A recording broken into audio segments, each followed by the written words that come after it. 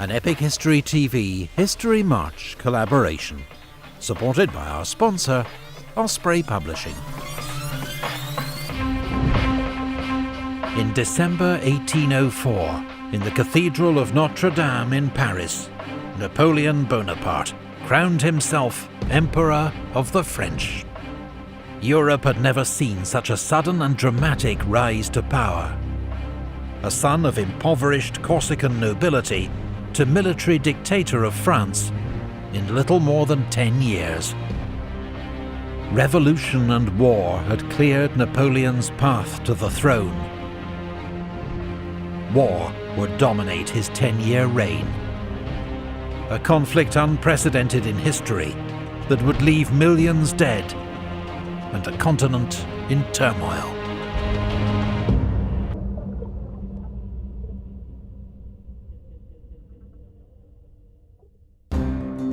Eight months after Napoleon's coronation, the French Empire and its Spanish ally were at war with Britain, and Napoleon had assembled an army of 180,000 men along the Channel coast. But as long as the British Royal Navy ruled the seas, invasion was impossible. But nor could Britain challenge France on land. And so British Prime Minister William Pitt tried to build a European coalition against Napoleon, using diplomacy and gold. Britain would prove Napoleon's most steadfast enemy, and its press delighted in relentless mockery of the French emperor. Britain and France were old rivals in Europe and overseas, but now Pitt feared Napoleon's conquests had made France too powerful. The French emperor had to be defeated, and Europe's balance of power restored if there was ever to be lasting peace. Pitt found willing allies in Europe, among monarchs who despised Napoleon as a product of the French Revolution and a dangerous threat to the existing order. Austria harboured the deepest grievances, having seen her influence in Germany and Italy steadily eroded by French victories. The final straw came in May 1805, when Napoleon had also crowned himself King of Italy in Milan. Austria, Russia, Sweden and Naples joined Britain in an alliance known as the Third Coalition, and devised an ambitious plan for a series of joint offensives against France. The main attack would be made by a combined Austro-Russian army, advancing across the Rhine into France. But Napoleon got word of their plans, and reacted with typical speed and decision. He was determined to strike first, before the Allies could join forces, and ordered his army, now renamed La Grande Armée, to march to the River Rhine. His target was the Austrian army of General Mack, which had made a premature advance against Bavaria, a French ally, and was now dangerously isolated from the other Allied armies. Napoleon ordered Marshal Murat, his famously flamboyant cavalry commander, to make feint attacks through the Black Forest, while the rest of his army, advancing at speed, enveloped Mack's army from the north. That summer, Napoleon's Grande Armée was at its most formidable. Well-trained, highly motivated, its regiments at full strength. What's more, it had been newly reorganized according to the corps system, later imitated by virtually every army in the world. Each corps, commanded by a marshal, was a mini-army of 15,000 to 30,000 soldiers, with its own infantry, cavalry, artillery and supporting arms such as reconnaissance, engineers and transport. This meant each corps could march and fight for a limited time independently, allowing Napoleon to break with the old doctrine of keeping his army concentrated and advance with his corps widely dispersed. This helped to disguise his real objective, and increased movement speed because the army could advance along multiple roads and live off the land, taking its supplies from scattered villages, rather than relying on slow-moving supply wagons. When the enemy's main force was located, the army could quickly concentrate for battle. This is how Napoleon's army was able to move at a speed that often surprised and disorientated his enemies. Mack didn't realize the danger he was in until it was too late. Napoleon's fast-moving corps crossed the Danube behind him and surrounded his army. Mack launched a series of poorly coordinated counterattacks, but despite some desperate fighting, the Austrians couldn't break out of the trap. Mack hoped that Kutuzov's Russian army could arrive in time to save him, but the Russians were still 160 miles away. And so, at Ulm, on the 19th of October, just 6 weeks into the war, Mack surrendered his army to Napoleon. The French took nearly 60,000 Austrian prisoners, and Napoleon had struck his first devastating blow against the coalition. Russian General Mikhail Kutuzov was an experienced and wary commander, more cautious than Mack. His army was exhausted after its 900-mile march from Russia, but hearing of the Austrians' surrender at Ulm, and knowing he wasn't strong enough to face Napoleon alone, he immediately ordered a retreat. Napoleon pursued. The Russians fought several sharp rearguard actions, but could not save the Austrian capital, Vienna, which the French occupied on the 12th of November. Kutuzov slipped away to Olmütz in today's Czech Republic, where he was joined by reinforcements, as well as Emperor Alexander of Russia and Emperor Francis of Austria in person. Napoleon was furious that Kutuzov had escaped. By now his army was also exhausted, and far from home, with winter approaching. He needed to force a decisive battle, quickly. Fortunately for him, the overconfident 27-year-old Russian emperor sought the glory of battle, overriding the concerns of his veteran commander, General Kutuzov. With the Allied army closing in, Napoleon ordered his corps to rapidly concentrate on a battlefield he had carefully selected, near the town of Austerlitz. Napoleon oversaw the dispositions of his army late into the night, then grabbed a few hours' sleep beside a campfire. Dawn would mark the first anniversary of his coronation as emperor, and promised a battle that would make or break his young empire.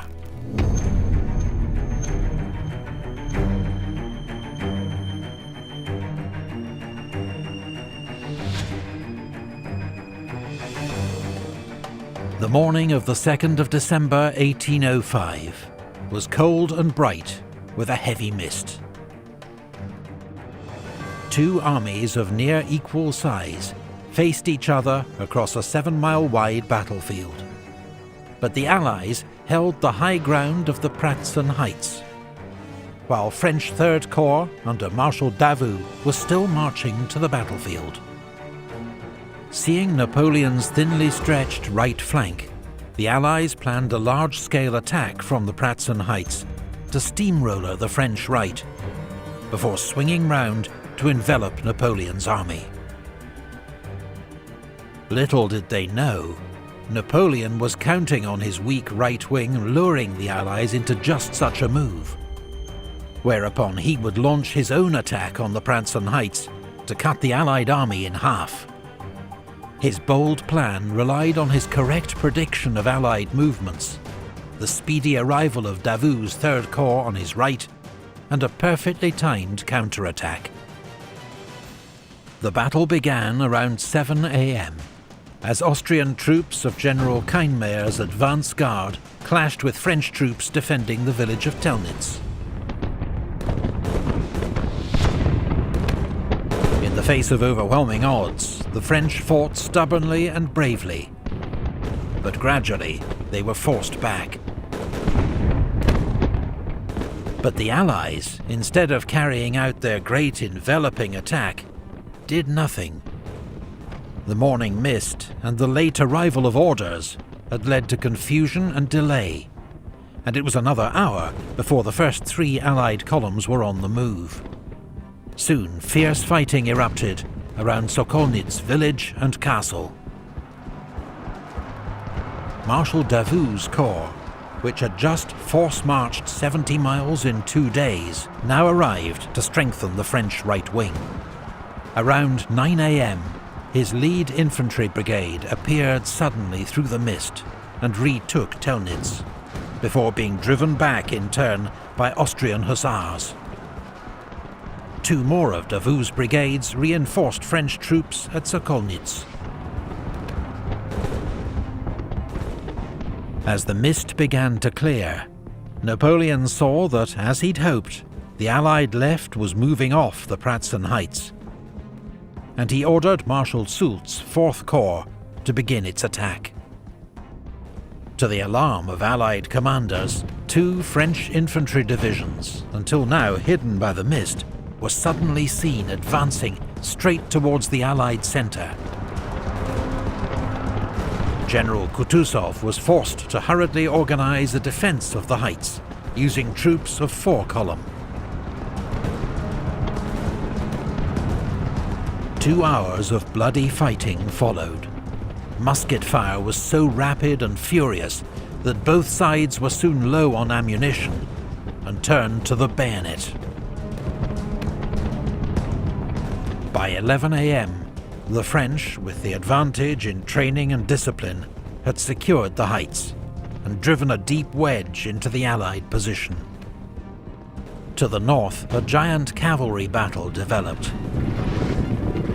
While a Russian force from General Bagration's advance guard captured the village of Bosenitz, before it was halted by cannon fire from the Santon Hill. A decisive charge by 6 regiments of French heavy cavalry finally drove back the Allies, allowing Marshal Lannes' 5 Corps to move forward and seize Blasowitz and Krug. Now, Grand Duke Constantine, commanding the Russian Imperial Guard, led forward this last Allied reserve in a desperate bid to reclaim the Pratzen Heights. A battalion of the French 4th Line Regiment was charged down by Russian Guard cavalry, losing its Eagle standard in bloody fighting. Napoleon, who'd moved up to the heights, sent in his own Guard cavalry. In this grim melee between the elite horsemen of both armies, the French finally prevailed. Napoleon had broken the Allied centre. Now, to close the trap on the Allied left wing, still locked in heavy fighting around Sokolnitz. Around 2 PM, Napoleon ordered 4 divisions to swing south and cut off their retreat. General Buxhowden, commanding the Allied left, only now saw the danger he was in. Attacked from 3 sides, the only escape was south. Many of his troops were forced to flee across frozen ponds. French artillery opened fire, trying to smash the ice with their cannonballs. About 200 men and dozens of horses drowned in the freezing water. But not the many thousands of Napoleon's propaganda.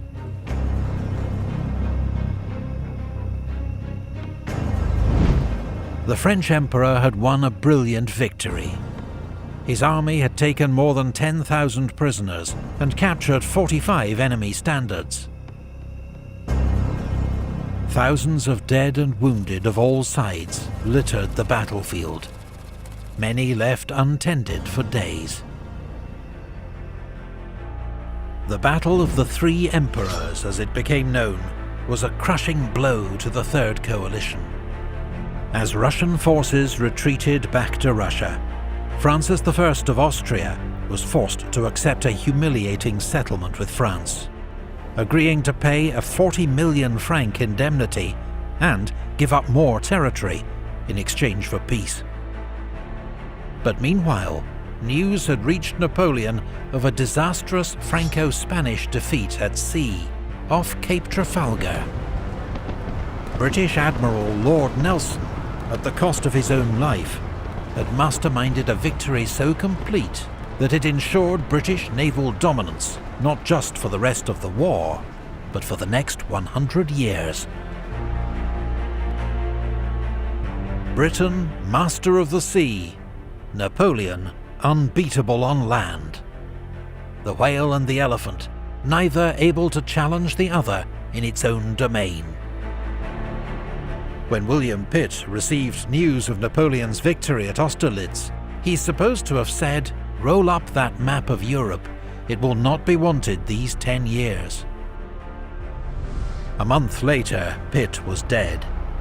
But his warning that Europe faced another 10 years of war and upheaval was to prove prophetic.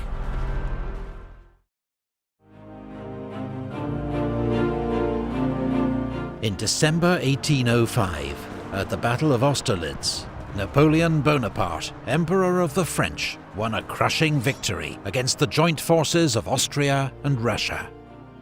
Napoleon now dominated Europe, able to hand out spoils as he saw fit. In February 1806, he sent an army led by Marshal Massena to overthrow the King of Naples, who had dared to side with his enemies, and gave his throne to his own brother Joseph instead. Another brother, Louis, was made King of Holland. His German allies, Bavaria and Württemberg, were elevated to the status of kingdoms, while Napoleon made himself protector of the Confederation of the Rhine, a new alliance of German states that would contribute 60,000 troops to his army. In recognition of the new reality, Emperor Francis of Austria formally dissolved the Holy Roman Empire, founded by Charlemagne 1,000 years before, but now without influence or purpose. Austria had been humiliated. France remained at war with Britain, Sweden and Russia. But in the summer of 1806, all eyes were on Prussia.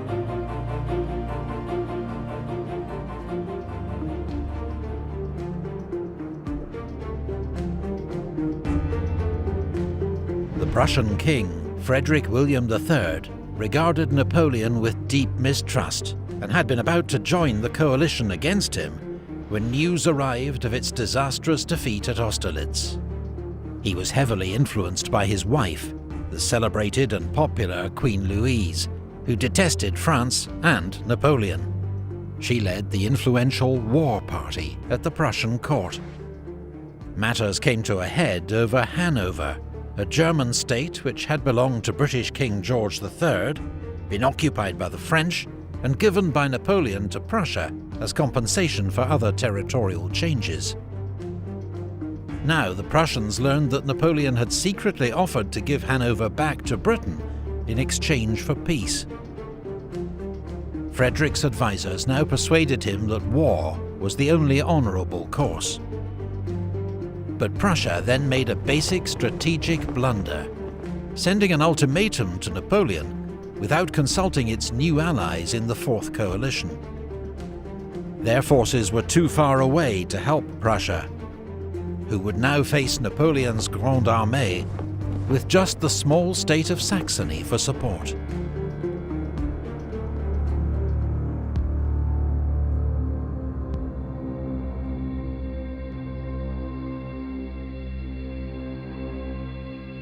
In 1806, the Prussian army had a fearsome reputation that dated back 50 years to the reign of Frederick the Great.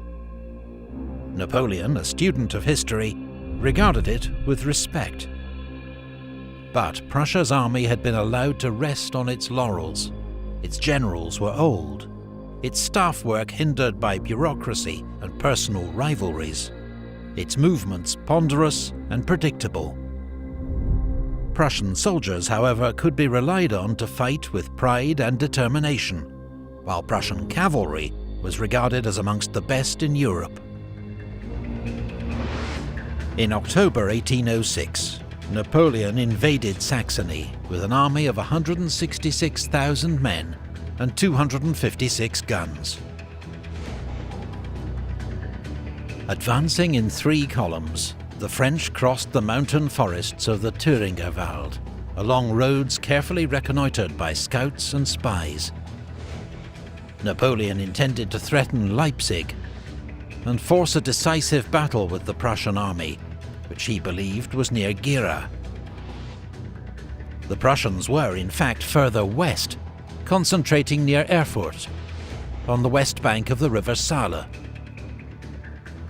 Its commander, the Duke of Brunswick, had hoped to threaten the flank of Napoleon's advance. But wrong-footed by the speed of the French, he now ordered a retreat north to find a new defensive line. On the 10th of October at Saalfeld, Marshal Lannes' 5th Corps clashed with a Prussian advance guard, commanded by Prince Louis Frederick, the king's cousin. The Prussian force was routed, and Prince Louis himself killed in combat with a quartermaster of the French 10th Hussars. 3 days later, Lannes made contact with a large Prussian force near Jena, and sent news to Napoleon. The French Emperor, believing he'd found the main Prussian army, rapidly issued orders for his corps to concentrate for battle at Jena. Bernadotte's 1st Corps and Davout's 3rd Corps were to cross the Saale and fall on the Prussian flank from the north. But Napoleon was wrong. Lannes faced a 35,000-strong Prussian rearguard, commanded by General Hohenlohe. The main Prussian army, 52,000 men under the Duke of Brunswick, was further north, moving straight into the path of Davout's 3rd Corps.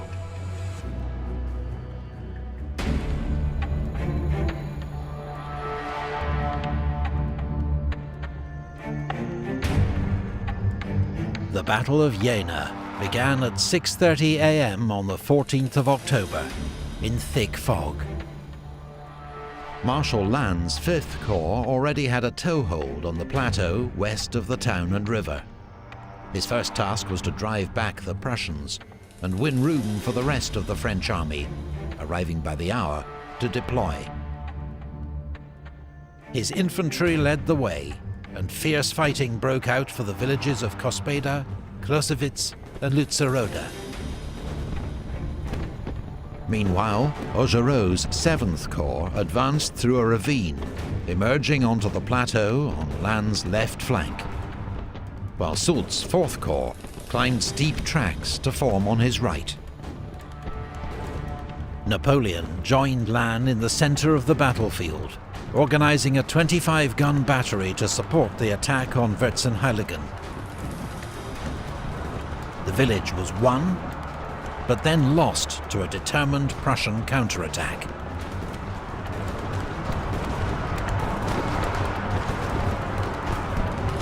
On the right, around 10 a.m., Soult's infantry secured Closewitz, but was counterattacked on its right flank near Rödigen.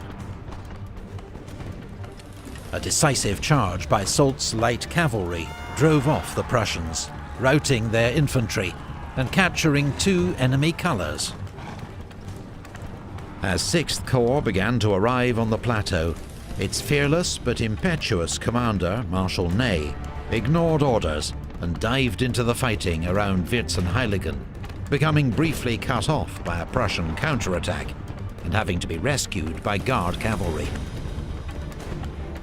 General Hohenlohe was expecting the arrival of 15,000 more troops under General Ruchel at any moment. Until then, he remained largely inactive, shoring up his line and ordering limited counterattacks. But he had run out of time. Napoleon had begun the day with just 25,000 men. By 12:30, a steady stream of reinforcements had brought his strength up to 96,000. As the Emperor rode past the Imperial Guard, one young soldier, eager to be sent into action, called out, "Forward!" Napoleon stopped and demanded to know who had spoken, then rebuked the soldier as a beardless youth who ought not to offer advice until he too had commanded in 30 battles. But the moment had arrived.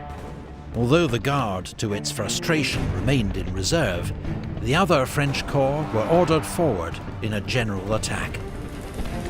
The Prussian army began to give ground.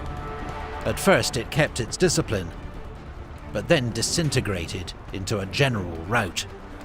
Murat's cavalry were launched in pursuit, riding down and sabring hundreds of fleeing Prussians. General Ruchel's 2 divisions finally arrived, at the worst possible moment. They briefly held up 5th Corps' advance, but were soon outflanked, broken up by cannon fire, and charged down by French cuirassiers.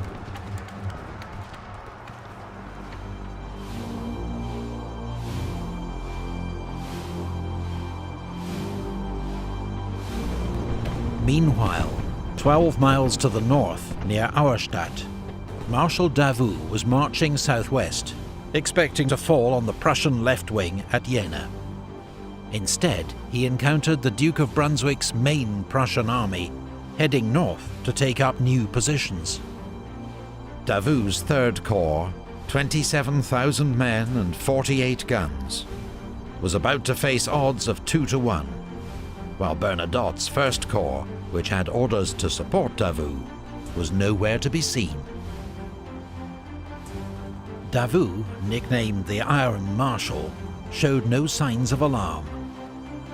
He formed his 1st Division into a defensive line centred on the village of Hassenhausen, his infantry forming squares to repel a series of cavalry charges by General Blücher's advance guard.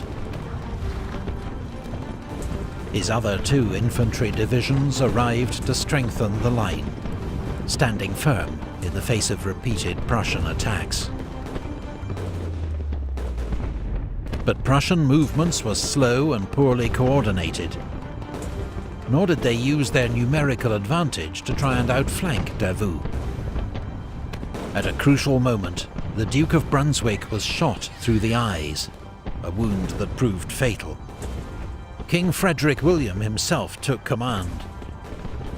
Several Prussian units remained uncommitted, but the king, convinced he faced the main French army under Napoleon, dithered. Around 12:15, Marshal Davout counterattacked. The Prussian army turned and fled.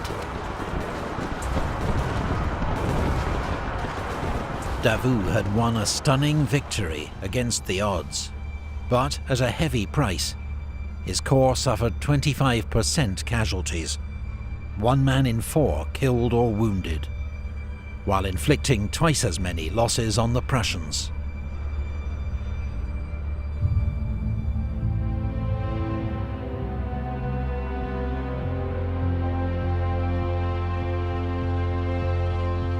When news reached Napoleon that Marshal Davout had engaged and defeated the main Prussian army, he reacted first with disbelief, then heaped praise upon the Iron Marshal, later awarding him the title Duke of Auerstadt.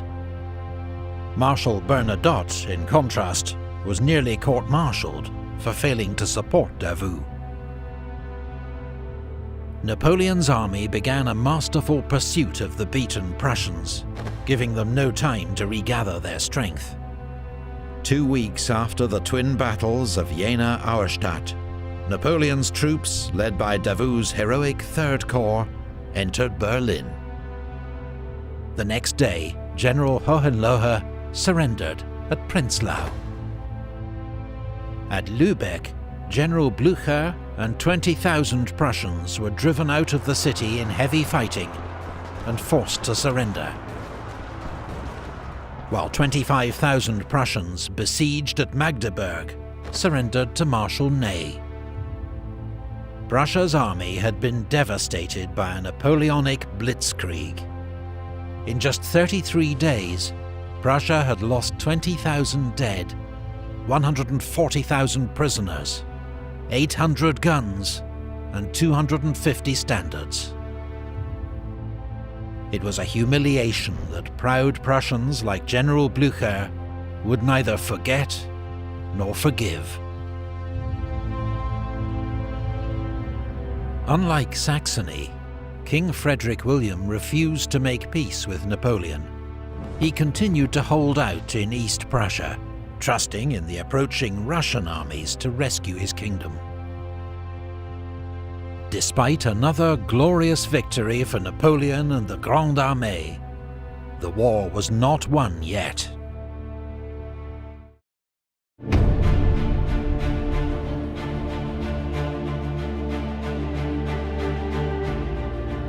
One week before Christmas 1806, French Emperor Napoleon Bonaparte arrived in the Polish city of Warsaw, then part of Prussia. A year had passed since his great victory over the Austrians and Russians at Austerlitz, and 2 months since he'd hammered the Prussians at Jena. But Russia still had powerful forces in the field, the most important of which was the Russian First Army, commanded by General Bennigsen. Napoleon would not be master of Europe until it was defeated, and Russia and Prussia forced to make peace. But that winter, Napoleon's first attempt to trap Bennigsen near Pultusk got bogged down in thick Polish mud. The Russians withdrew to Białystok. The French army, half-starved and frozen, was ordered into winter quarters. While in Warsaw, Napoleon began a famous affair with a young Polish noblewoman, Marie Walewska. In the late 18th century, the once mighty Polish-Lithuanian Commonwealth had been swallowed up by its neighbours, Russia, Austria, and Prussia, in a series of annexations known as partitions. Until in 1795, a third and final partition wiped Poland off the map. Now, Polish patriots looked to Napoleon as their saviour, praying that his victories against their occupiers would lead to the rebirth of a Polish state. Marie Walewska became Napoleon's mistress in order to further this cause. Ordinary French soldiers, however, had little love for Poland. It was impoverished, freezing, and they missed home. Desertion rates soared. There were even 100 cases of suicide. Marshal Ney, commanding 6th Corps, sent patrols towards Heilsberg, looking for better quarters. What they found were Russian and Prussian soldiers on the move. They'd stumbled into a surprise winter attack by Bennigsen. Napoleon quickly laid a trap for the Russian army, ordering Ney and Bernadotte to retreat and lure Bennigsen west, while he led the rest of the army north to fall on his flank and rear.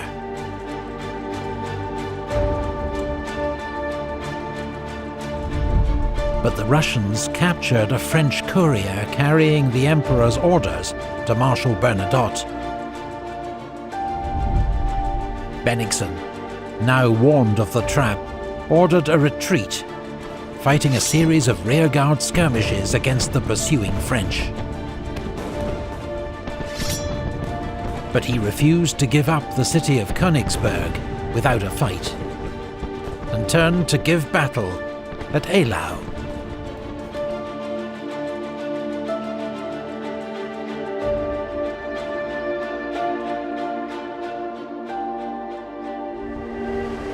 The Battle of Eylau, fought over 2 days, was one of the most brutal of the Napoleonic Wars, fought in freezing conditions, with neither side backing down. Marshal Augereau's 7th Corps, advancing into the face of a snowstorm, lost its way and was cut to pieces by Russian cannon fire. 5 French Eagles were lost. Napoleon's army was only saved by a devastating massed cavalry charge by 10,000 horsemen, led by the fearless Marshal Murat, and remembered as one of the great cavalry charges in history. At Eylau, for the first time as emperor, Napoleon failed to win a clear victory on the battlefield. He and the Russians covered up the true scale of their losses, but both sides are estimated to have lost a third of their armies in the carnage. After the horrors of Eylau, both armies sought time to rest and recover. Meanwhile, the newly formed French 10th Corps under Marshal Lefebvre besieged Danzig, held by 13,000 Prussians under General Kalkreuth. The city came under heavy French bombardment and infantry assault. After 8 weeks, with no prospect of reinforcement, the Prussian garrison surrendered on the 27th of May. Napoleon's northern sea flank was now secure against any possible Russian landing. The French Emperor now commanded an army 190,000 strong, against just 115,000 Russian and Prussian troops. But it was Bennigsen who moved first, launching a surprise attack against Ney's 6th Corps on the 5th of June. Ney conducted a brilliant fighting withdrawal and escaped.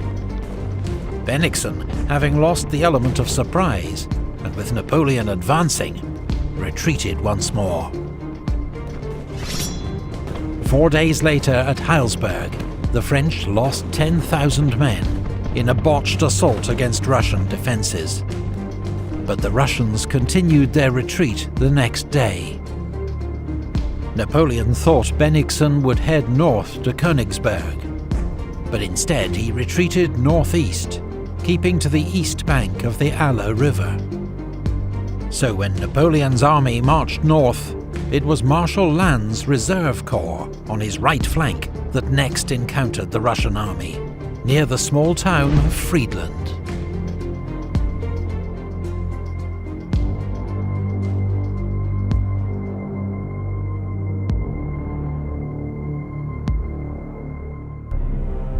In the late afternoon of the 13th of June, Russian cavalry scouts informed General Bennigsen that they'd found a single French corps at Friedland. Bennigsen decided he had time to cross the Aller River and smash this isolated corps, before the rest of the French army could arrive to save it. And he ordered his army to begin crossing the river.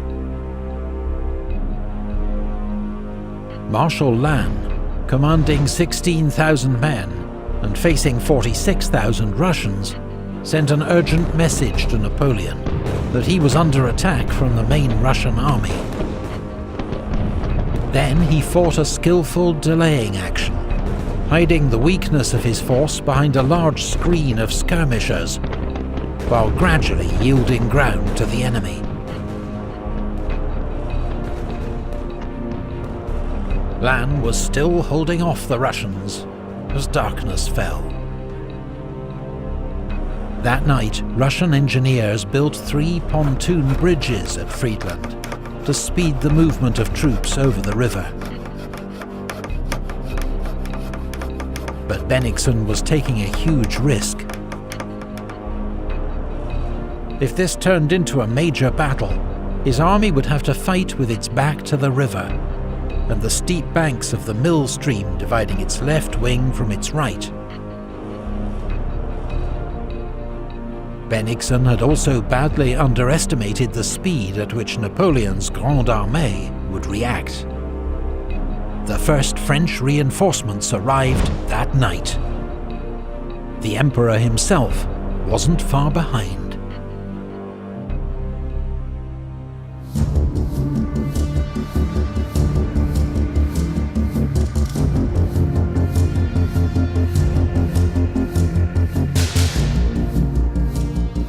At dawn on the 14th of June, about 40,000 Russians had crossed to the west bank of the Aller River. Bennigsen ordered an attack on the village of Heinrichsdorf to turn the French left flank. But French cavalry reinforcements, led by General Grouchy, intercepted the Russians. In more than an hour of charge and countercharge, the French horsemen finally drove the Russians back. Marshal Mortier's 8th Corps now arrived to reinforce the French centre.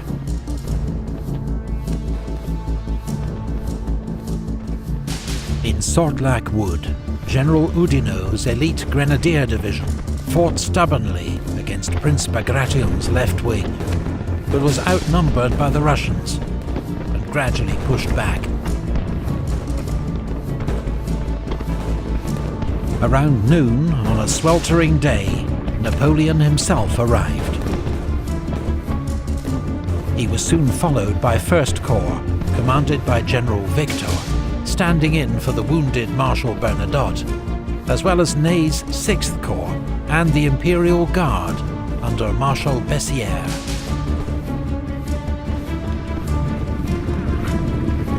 The date, the 14th of June, held special significance for Napoleon.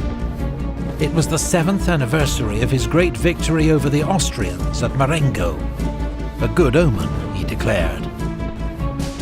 The battle then entered a lull, as Napoleon assessed the situation, saw Bennigsen's dangerous position, and issued orders for an attack to take advantage of it. Bennigsen, meanwhile, who was tormented by ill health throughout the day, saw that he now faced the full might of Napoleon's army, and issued orders for a retreat.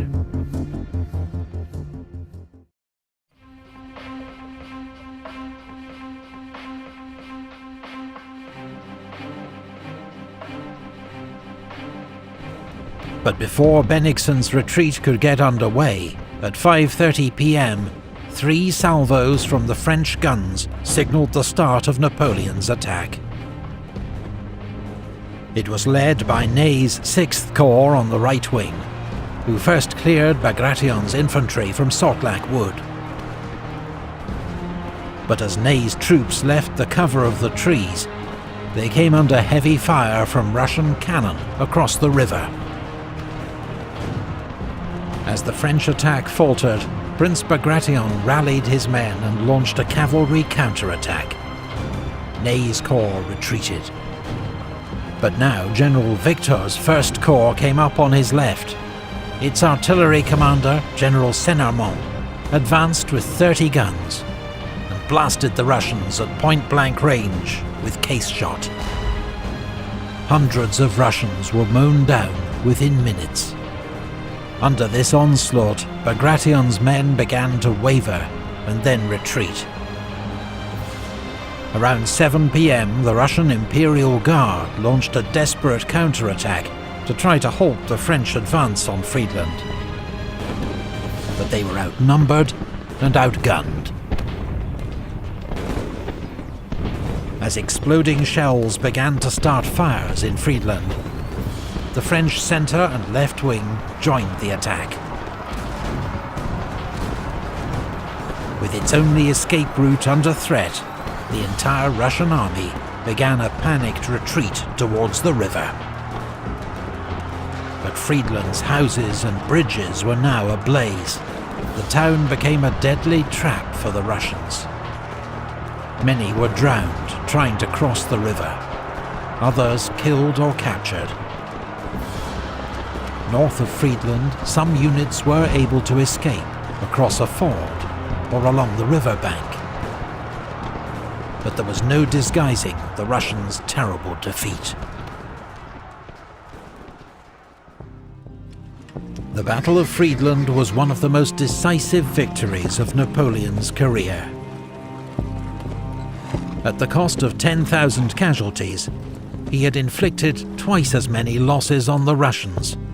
About 20,000 men, killed, wounded or taken prisoner. 40% of Bennigsen's army.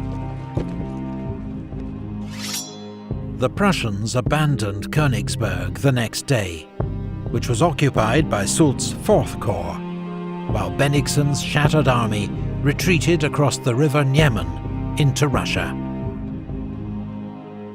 Tsar Alexander's advisors implored him to make peace with Napoleon. He accepted their advice, and a ceasefire was agreed.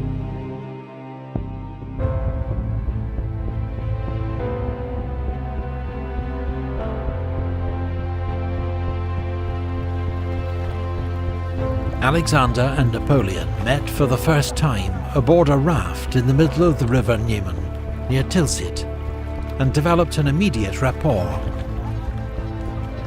Tilsit proved to be one of history's great diplomatic summits, as the two emperors feted each other for days, with banquets, parades and concerts, then discussed affairs late into the night. A friendship of sorts developed, while Russia's former ally, King Frederick William of Prussia, was left out in the cold. And it was Prussia who would lose most in the treaties of Tilsit, signed 2 weeks later. 1/3 of Prussian territory was taken away to create the new Kingdom of Westphalia, to be ruled by Napoleon's 22-year-old brother Jerome, and the Duchy of Warsaw, to be ruled by the King of Saxony, which Polish patriots hoped would prove a stepping stone on the road to their own state. Polish troops were recruited into the Grande Armée, with Polish lancers even forming part of Napoleon's elite Imperial Guard. Russia only had to give up the Ionian Islands, as Alexander accepted an alliance with Napoleon that left the French Emperor master of Europe. Alexander even agreed to join the continental system, Napoleon's economic blockade of Great Britain, which banned British ships and goods from all French-controlled ports. The system had been established the previous winter by Napoleon's Berlin Decree. Napoleon hoped that by cutting off British trade with Europe, he'd cause financial chaos and political upheaval in Britain, allowing him to make a favourable peace. There was just one problem: the continental system didn't work.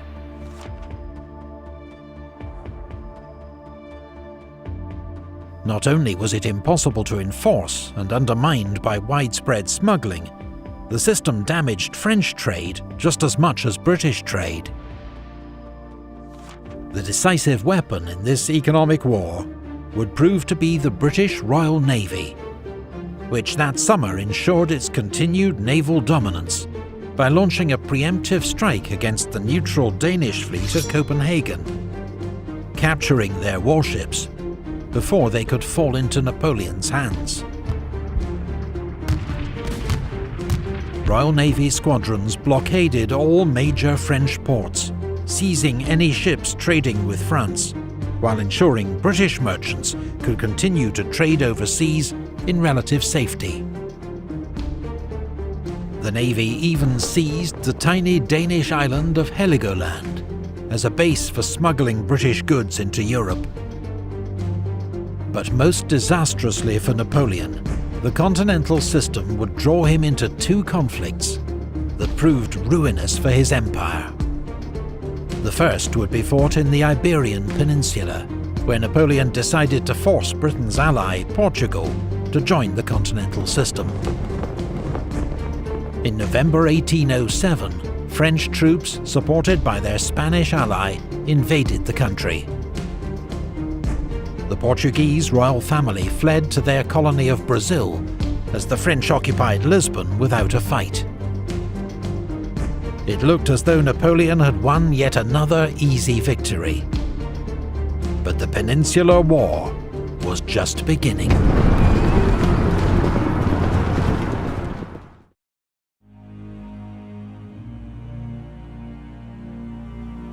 In the autumn of 1807, French Emperor Napoleon Bonaparte dominated Europe.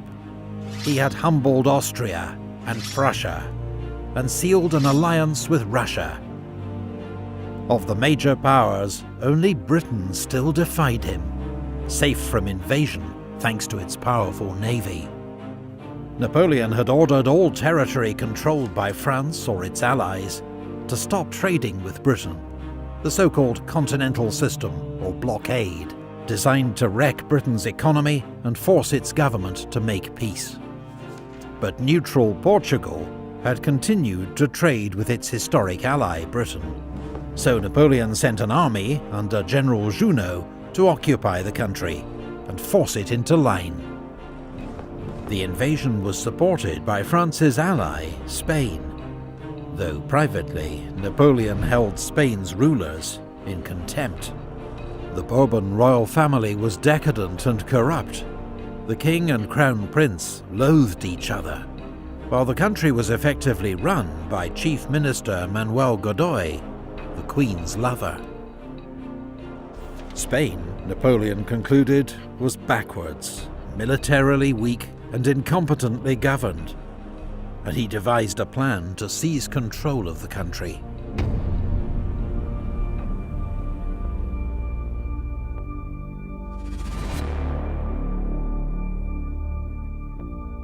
In the spring of 1808, under the pretext of guarding Spain against the British, French troops took up strategic positions around the country. The Spanish people saw the French military presence as the latest in a long line of humiliations, and held Chief Minister Manuel Godoy responsible. There were riots at the Palace of Aranjuez. Godoy was nearly lynched. Napoleon invited the Spanish royal family and Godoy to take refuge in the French city of Bayonne, and sent Marshal Murat and 50,000 troops to restore order in Madrid. But on the 2nd of May 1808, the people of Madrid rose up against Murat's soldiers. It became known as the Dos de Mayo uprising, immortalized by the artist Francisco Goya. This scene shows Mamelukes of Napoleon's Imperial Guard attacked by the citizens of Madrid. 100 soldiers were killed. The French responded ruthlessly, shooting down dozens in the streets and executing more than 100 by firing squad. Meanwhile, in Bayonne, Napoleon forced King Carlos to abdicate and bestowed the title King of Spain on his own brother, Joseph.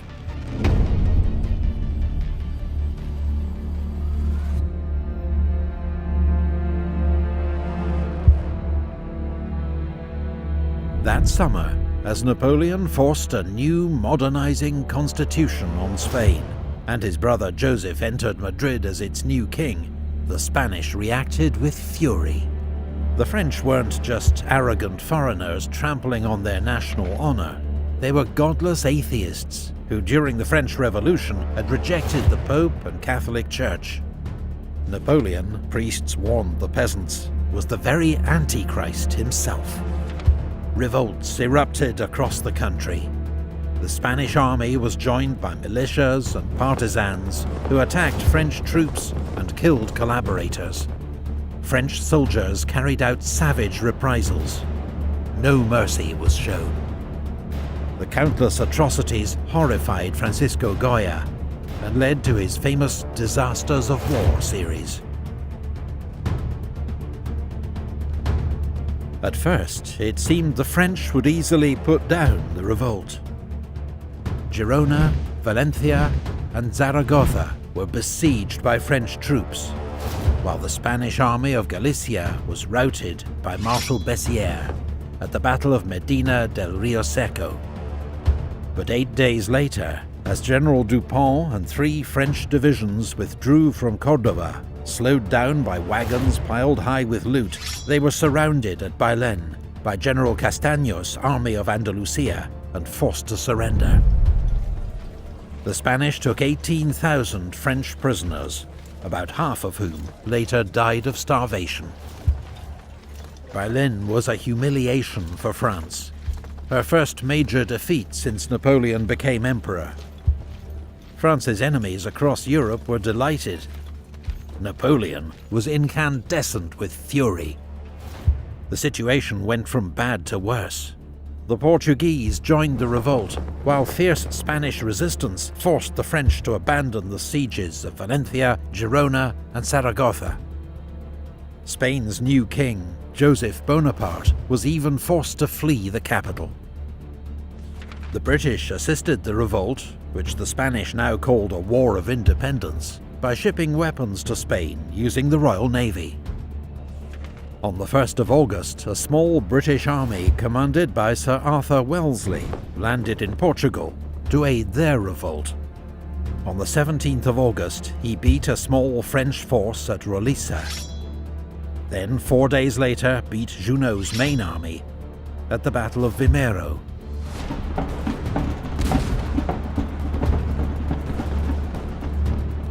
But Wellesley's newly arrived superior, Sir Hugh Dalrymple, then agreed to repatriate Junot and his army to France, with all their arms and plunder, using British ships. In Britain, the generous terms were seen as a disgrace and scandal.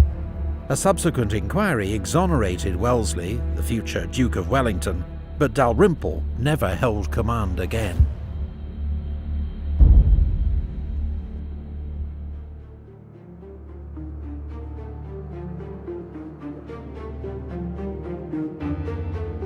Napoleon decided the only way to sort out the situation in Spain was to go there himself. He assembled 130,000 reinforcements, including many of his best troops, and on the 7th of November led a second invasion of Spain. Most Spanish troops were inexperienced, were often badly equipped and led, and their armies had no coherent strategy. They were no match for the Grande Armée, which burst across the Ebro River and inflicted heavy defeats on the Spanish at Burgos and Tudela. At Tudela, Marshal Lannes' Third Corps avenged the defeat at Bailén by smashing the army of General Castaños, sending it fleeing in 2 directions. Napoleon pushed on rapidly. North of Madrid, 8,000 Spanish held the mountain pass at Somosierra. Napoleon, impatient to break through to the capital, ordered forward the Polish Light Horse of the Guard. In an attack of almost suicidal bravery, they charged the Spanish guns head-on and enabled the French to take the pass. 4 days later, after Napoleon threatened to obliterate the city, Madrid opened its gates to his army. Unaware of the disaster engulfing Spanish forces, a 20,000-strong British army, commanded by Sir John Moore, had just arrived in Salamanca after a 300-mile march from Lisbon, with another smaller force en route from Coruña. The British army was inexperienced, but in contrast to most Spanish forces, it was well trained, organized, and led. As news reached Moore of the Spanish collapse, he nevertheless planned to divert French forces by attacking Marshal Soult's isolated Second Corps and threatening Napoleon's communications to Burgos and France. At Sahagun on the 21st of December, the British 15th Hussars advanced overnight through winter frost and made a dawn attack on a French cavalry brigade, routing it in one great charge. But as Moore prepared a full-scale attack on Soult's corps, he received news that Napoleon was advancing rapidly towards him with his main army from Madrid.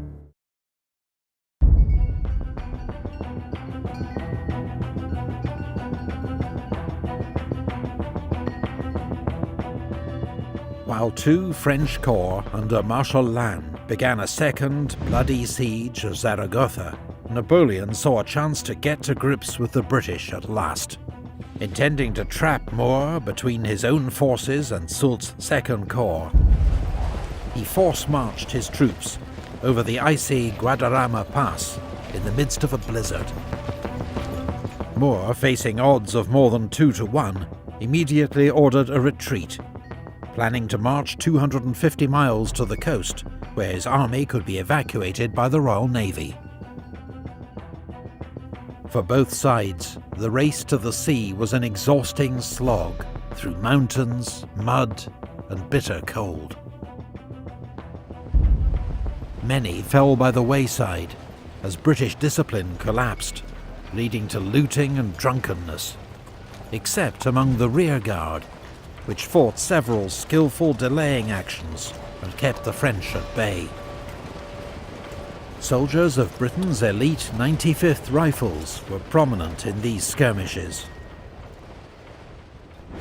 This specialised light infantry regiment wore green uniforms for better concealment, and were one of the few units on any side armed with rifles. Unlike the standard smoothbore musket, rifles had spiral grooves in the barrel that spun the bullet as it was fired, making them slower to load, but much more accurate. In one legendary incident during Moore's retreat at Cacabelos, rifleman Tom Plunkett picked out and shot dead a French general at 400 yards, some say further. Thanks to the skill of the rearguard and the desperate pace of the retreat, the British kept one step ahead of the French. On New Year's Eve, Napoleon received grave news from Paris. Rumours of plots, and Austria mobilizing once more for war. The Emperor immediately left for France, taking many of his best troops with him, and entrusted Marshal Soult and Second Corps with finishing off the British. The pursuit continued, but on the 11th of January 1809, Moore's ragged army reached Corunna. For Sir John Moore's exhausted army, the Spanish port meant supplies, rest, and the prospect of rescue. But few ships were there to meet them on the 11th. Fortunately, the British had been able to blow up bridges behind them to delay Marshal Soult's advance. And 3 days later, on the 14th of January, the naval transports arrived, allowing Moore to begin embarking his cavalry and artillery. But the very next day, Soult's army appeared on the hills south of Corunna, taking up positions on the heights of Peñasquedo, where he sighted his main battery of cannon. Half of Moore's army deployed in a defensive line 2 miles south of the city, with 2 divisions held back to protect his right flank. Both armies were roughly 16,000 strong. The French had 4 regiments of dragoons, while the British cavalry was already aboard ship. But the broken terrain of walls, hedges and olive trees made it a battlefield ill-suited to cavalry. Soult's plan was to attack the British right flank and trap Moore's army against the sea. Around 2 p.m, the French artillery opened fire. Then Mermet's infantry division advanced, supported by La Houssaye's dragoons on his left. Moore had been unsure if Soult would attack, and had just ordered Paget's division to begin embarkation.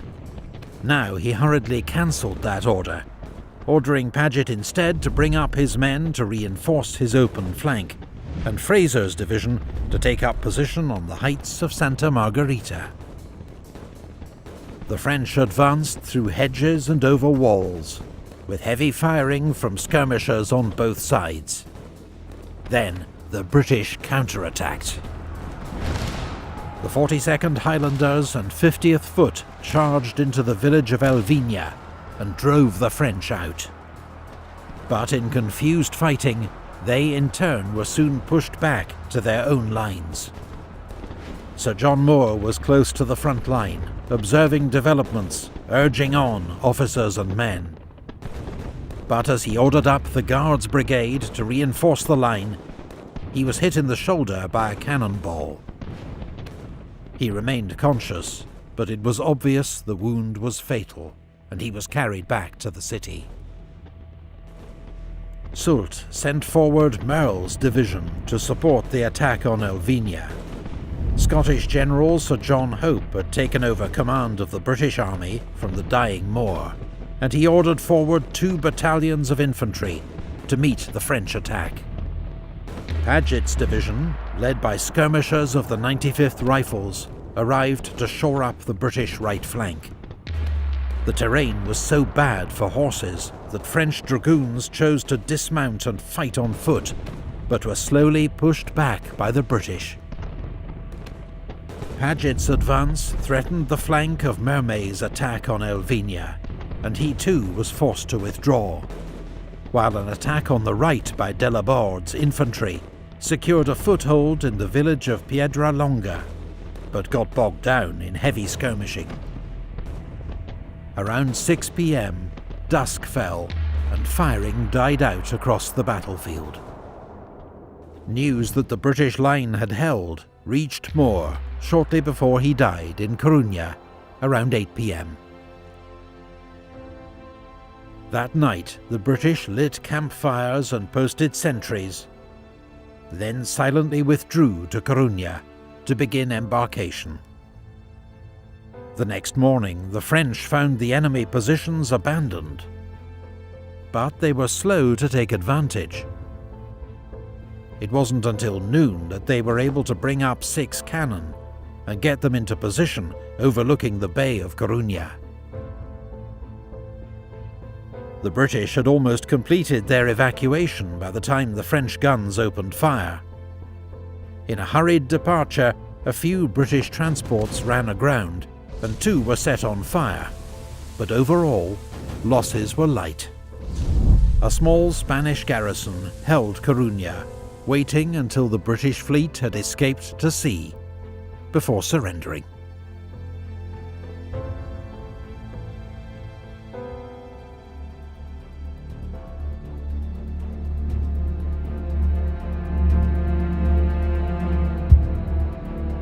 Whether Moore's retreat to Coruña was a British disaster or miraculous escape is still debated. And did he abandon Spain in its hour of need, or draw off Napoleon's main force, buying time for others?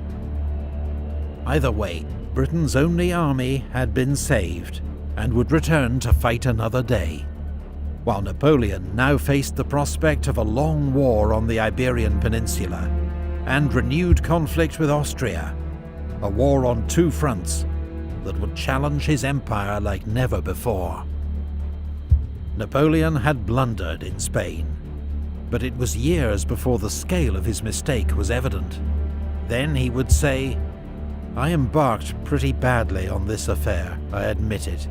The immorality showed too obviously. The injustice was too cynical. The whole of it remains very ugly."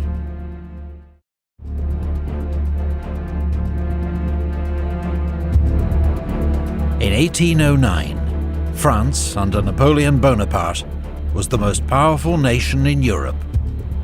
But the French Emperor's invasion of Spain and Portugal the previous year had failed to deliver the easy victory he'd expected. And with many of Napoleon's best troops and commanders now tied down in Spain, an old enemy prepared to challenge France once more.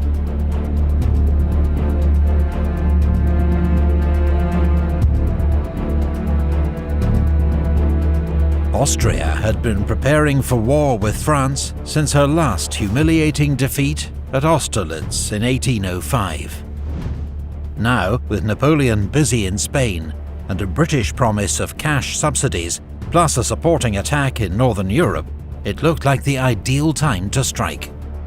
This time, Austria's armies would be led by Archduke Charles, Emperor Francis's younger brother. At 37, he was 2 years younger than Napoleon, but already had 15 years' experience of high command. And he was learning from past defeats. He'd begun to reform the Austrian army along French lines, copying Napoleon's corps system and introducing new infantry tactics. Napoleon, warned by his spies that Austria was preparing for war, left Spain and raced back to Paris, arriving on the 24th of January 1809. The French army in Germany, commanded by Marshal Berthier, would need urgent reinforcement.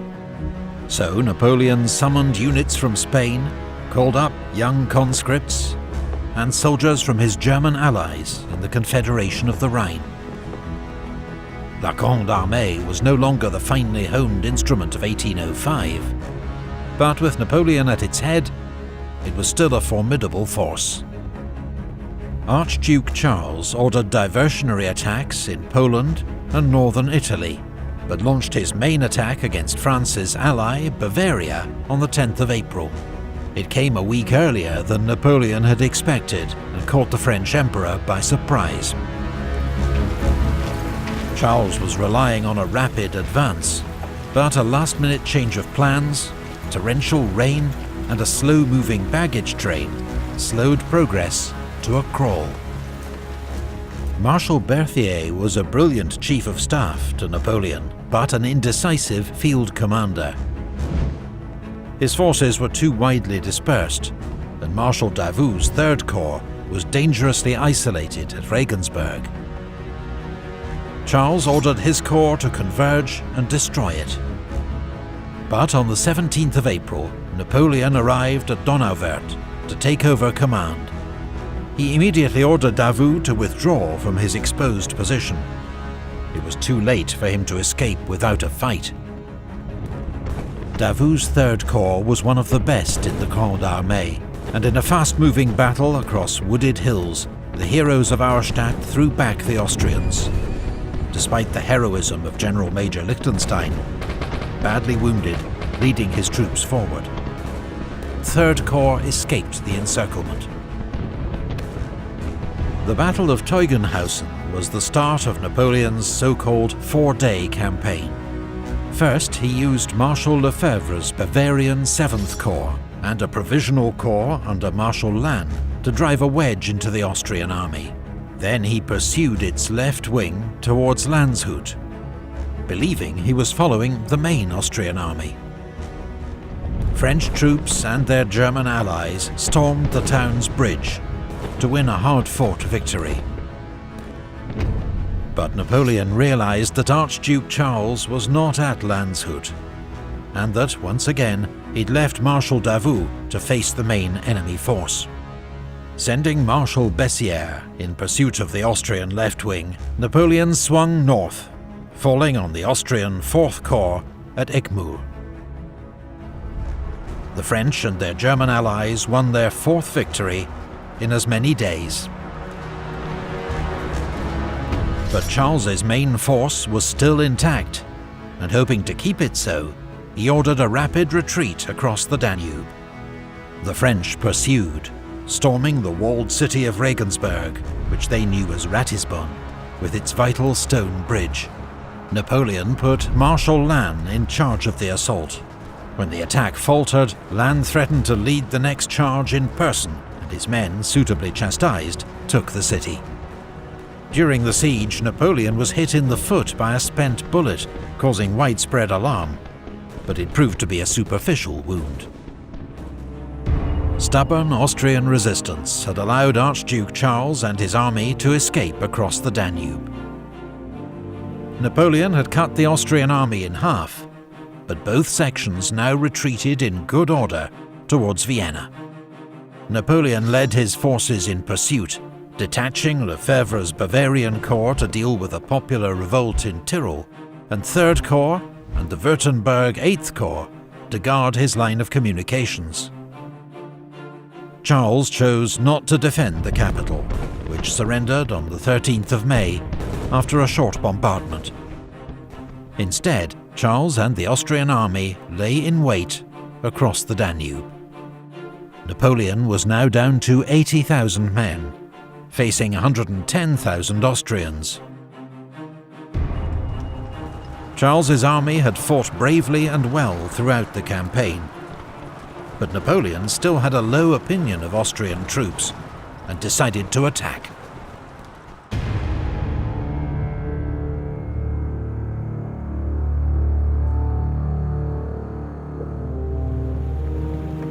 On the night of the 20th of May, French engineers hastily built a series of floating bridges between the river islands of the Danube. And French troops began to cross.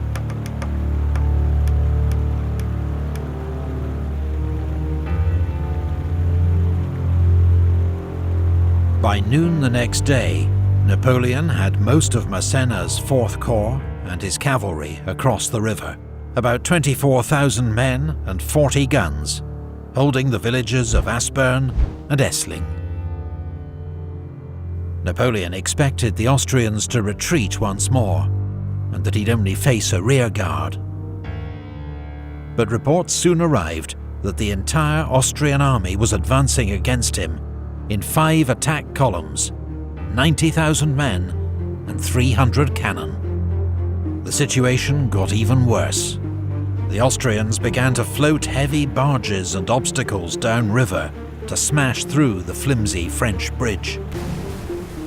Each time, Napoleon's only supply route was cut off for several hours, causing critical delays to the arrival of reinforcements and ammunition.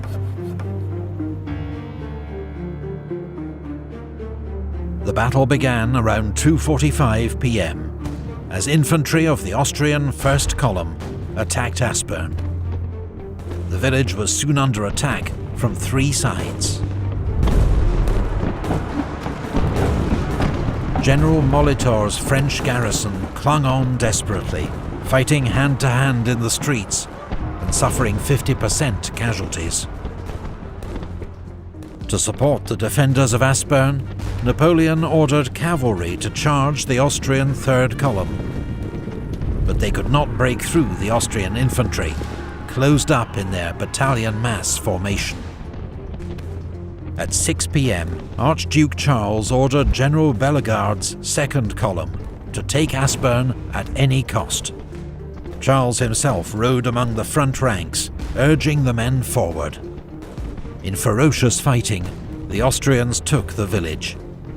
Napoleon immediately sent in newly arrived reinforcements to recapture it. About the same time, the Austrian 4th Column began its attack on the village of Essling, where Marshal Lannes had taken charge of defences while he waited for his own corps to cross the Danube. The first Austrian assault was repulsed. The veteran French cavalry commander General d'Espagne led his cuirassiers in pursuit, but was hit by grape shot and died of his wounds. Around 9 p.m, the Austrian 5th Column finally arrived in position and made its first attack against Essling, which was thrown back by Lannes' troops. As night fell, firing died out across the battlefield, and men got what rest they could among the dead and the wounded.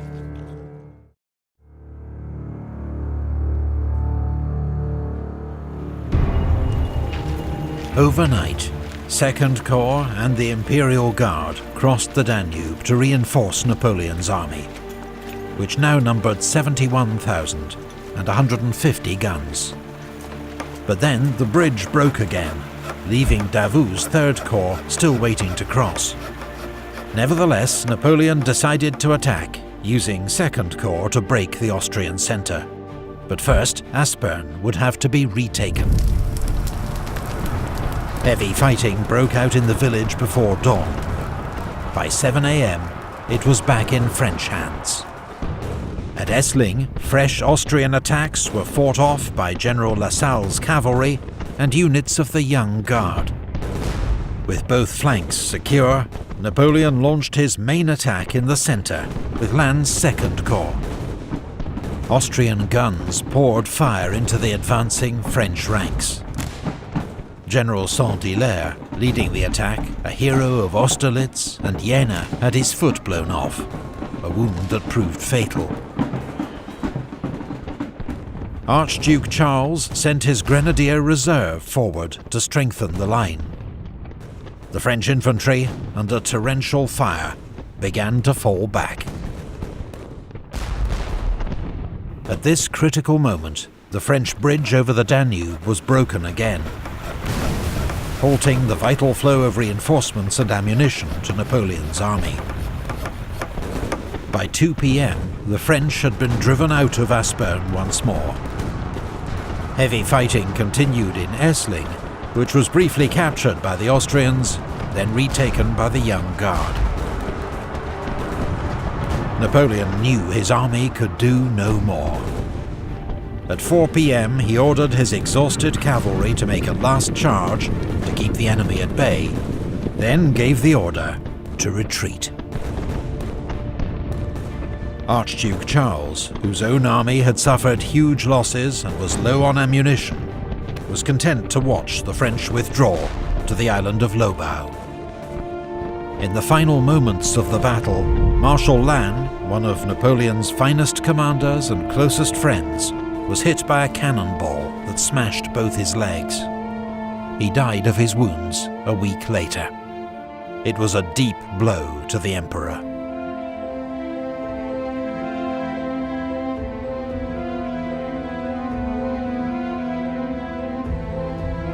The two-day Battle of Aspern-Essling was Napoleon's first major defeat, caused by his overconfidence and hasty planning. Both sides suffered heavy losses, and Napoleon avoided a much greater disaster only because of the exhaustion of the Austrian army. The French Emperor had learned new respect for the Austrians. Under Archduke Charles, they had fought bravely, with greater confidence, organisation and leadership.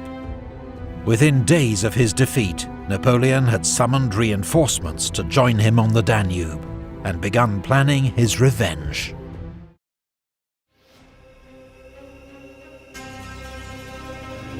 In May 1809, the Austrians had defeated Napoleon's army in the bloody Battle of Aspern.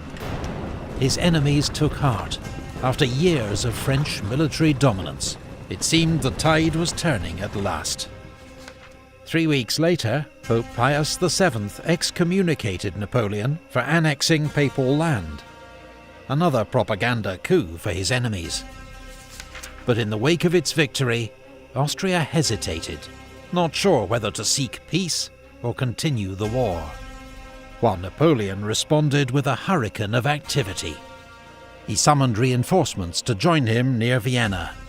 The Army of Italy, under his stepson Eugène de Beauharnais, and 11th Corps under Marshal Marmont, who'd together driven Archduke John's Austrian army out of North Italy, as well as Marshal Bernadotte's Saxon 9th Corps. Napoleon's army grew from 90,000 to a massive 164,000 men and 544 guns, to take on Charles's army of 128,000 and 414 guns. 6 weeks after his first attempt had ended in defeat, Napoleon ordered his army to cross the river once more. This time his engineers had built solid bridges across the Danube to ensure there was no repeat of the disasters of Aspern.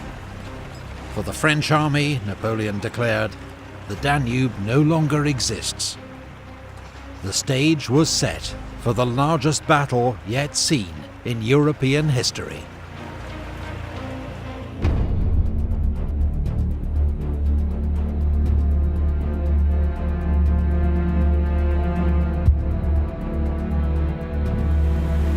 On the evening of the 4th of July, in heavy rain, the French began crossing from the island of Lobau, not towards the devastated villages of Aspern and Essling, but east towards Groß-Enzersdorf, which was soon ablaze from French shells. Archduke Charles had left only a small advance guard to delay the French. By dawn, General Massena's 4th Corps and Oudinot's 2nd Corps were driving those troops back, winning space for the French army to deploy. At 1 p.m, Napoleon was ready to begin his advance, across 6 miles of flat cornfields, towards the main Austrian position, an escarpment known as the Wagram, 100 meters behind the Russbach stream. As General Lasalle's light cavalry and Massena's 4th Corps swung left to guard the flank, Oudinot's 2nd Corps and Davout's 3rd Corps advanced towards the Wagram. Bernadotte's Saxon Corps and Eugène's Army of Italy filled the centre. At 6 p.m, unsure of the enemy's strength, Napoleon ordered a full-scale assault against the Wagram Plateau. But his troops met determined Austrian resistance along the line. By dusk, the Saxon 9th Corps had pushed into the village of Deutsch Wagram. The Saxon infantry wore white uniforms, like the Austrians, and as darkness fell, were mistaken for the enemy and fired on by friendly units. The Saxons panicked and fled with heavy losses. Napoleon's attempt at a quick breakthrough had failed. That night, both armies slept in the open, while Charles and Napoleon planned their next moves.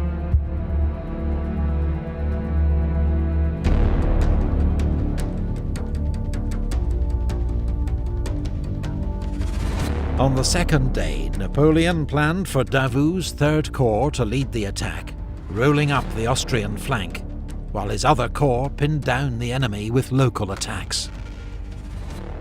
But to the Emperor's fury, he learned that overnight, without orders, Marshal Bernadotte had withdrawn his battered Saxons from Aderklaa, which the Austrians now occupied.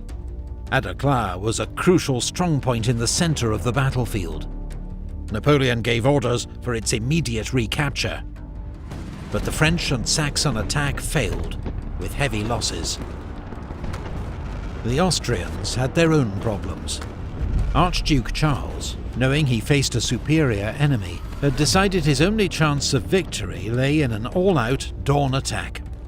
He was relying on his brother, Archduke John, reaching him with 13,000 reinforcements, in time to support the attack on the left. But by dawn, there was still no sign of him.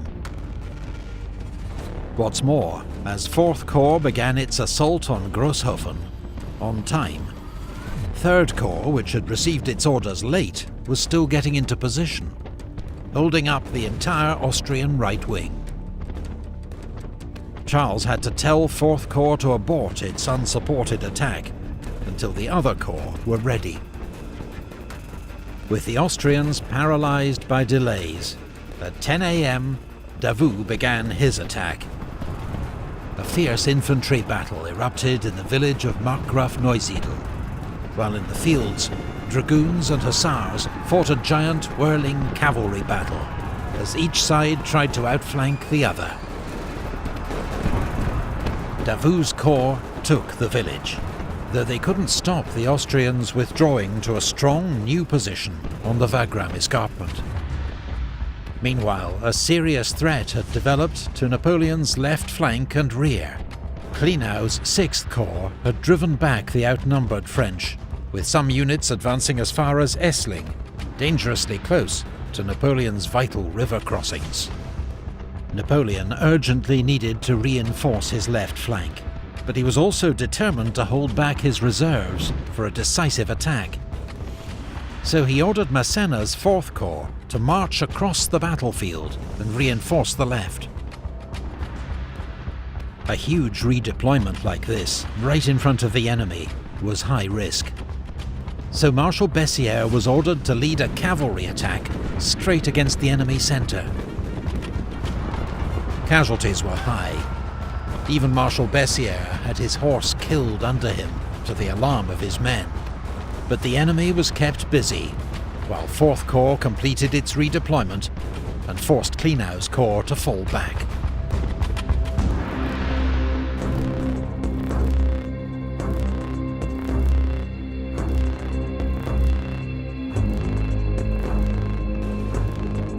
Napoleon now assembled a grand battery of more than 80 cannon in the centre of the battlefield.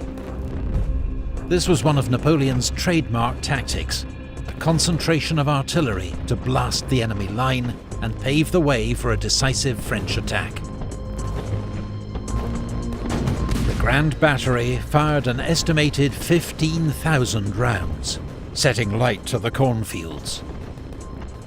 Around 1 p.m, Napoleon ordered a general attack. As Davout continued to batter at the enemy flank, 4th Corps would advance on the left, 2nd Corps on the right, while in the centre, General MacDonald would lead forward 8,000 men of the Army of Italy, formed up in a giant three-sided square to secure his flanks. But despite the terrible French cannonade, Austrian Third Corps and Grenadiers of the Reserve met the French advance with torrential fire. MacDonald's giant square was cut to pieces, its men mowed down en masse by cannon fire, and the attack stalled. But the Austrian army, battered by relentless French attacks, was near breaking point. Every part of the line was under pressure from the French. Archduke Charles, determined above all to keep his army intact, ordered a retreat. The Austrian withdrawal was disciplined and well executed. Napoleon had his victory. But his army was also so shattered by fatigue and heavy losses, it was unable to launch any effective pursuit.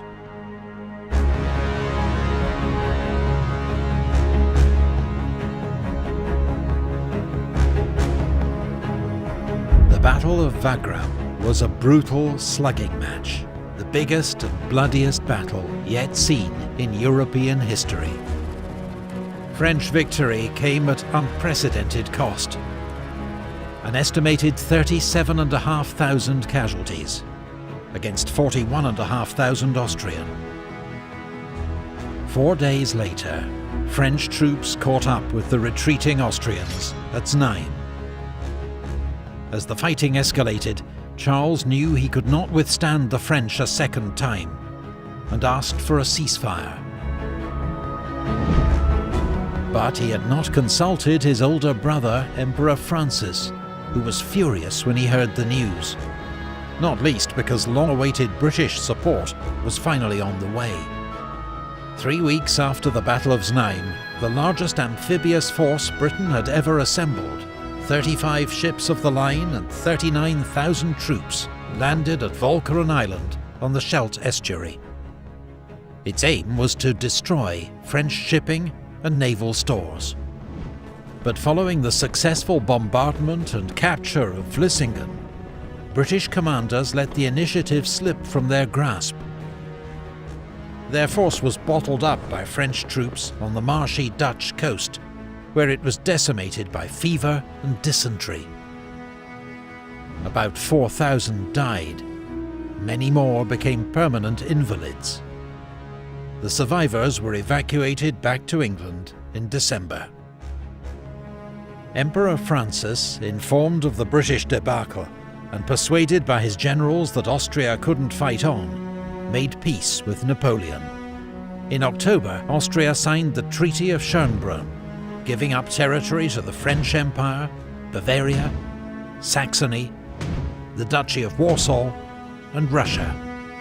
In total, the Austrian Empire was stripped of 3.5 million subjects, forced to pay an indemnity, limit its army to 150,000 men, and join Napoleon's continental system, which meant ending all trade with British ships and merchants.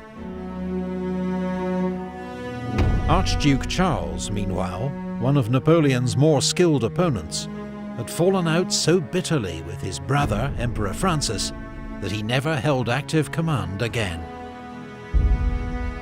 Napoleon had won another crushing victory, but there were worrying signs for the French Emperor. His enemies were learning, while he would increasingly have to rely on young conscripts to fill the gaps left by veterans killed or wounded on campaign. Few could have guessed in 1809, but Napoleon had just fought his last victorious campaign. If you'd like to learn more about Napoleon's major battles or campaigns, our sponsor Osprey Publishing has nearly 200 titles on the Napoleonic Wars, written by specialist historians and covering everything from the history of elite units to tactics, weapons and uniforms. Visit their website to find out more. Thanks to History March for creating the battle map. Visit his own YouTube channel for more great military history videos. And huge thanks to all our Patreon supporters for making this series possible. Find out how you too can appear in the credits, get early access, and vote for future topics at the Epic History TV Patreon page.